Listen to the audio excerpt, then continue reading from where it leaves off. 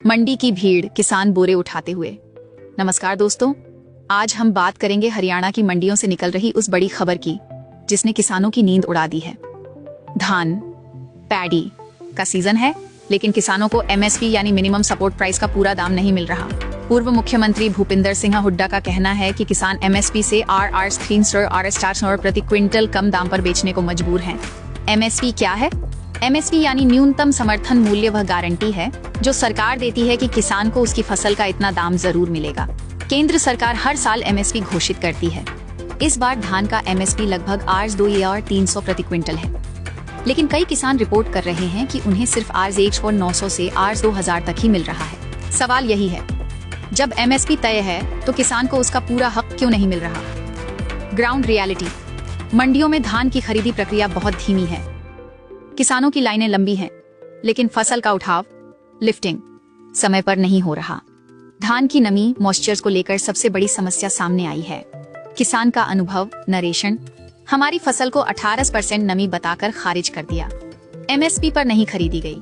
मजबूरी में हमें व्यापारी को RS400 कम पर देना पड़ा। मॉइस्चर का विवाद: सरकार के नियम के मुताबिक धान में 17% तक नमी स्वीकार है, लेकिन कई मंडियों में किसानों की फसल को 18-20% दिखाकर रिजेक्ट किया जा रहा है। किसान कहते हैं कि यह सब मिलकर किया जा रहा है ताकि वे फसल निजी व्यापारियों को बेचने पर मजबूर हों। निजी खरीदार एमएसपी से कम रेट पर तुरंत खरीद लेते हैं और किसानों को नुकसान झेलना पड़ता है। मंडियों में गन्नी बैग्स की कमी है, अनाज के उठाव में देरी है, पेमेंट समय पर नहीं मिल रही, जिससे किसानों की आर्थिक हालत और बिगड़ रही है। कई किसानों ने आरोप लगाया है कि आड़ती और निजी व्यापारी अधिकारियों के साथ मिलकर गठजोड़ कर रहे हैं।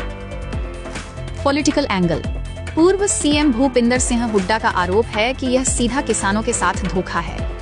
उन्होंने कहा, कांग्रेस सरकार के समय में हमने सुनिश्चित किया था कि हर फसल एमएसपी पर खरीदी जाए। आज किसानों को मजबूर किया जा रहा है कि वे औने पौने दाम पर बेचें। दूसरी तरफ हरियाणा सरकार का कहना है कि वे किसानों को पूरा समर्थन देंगे।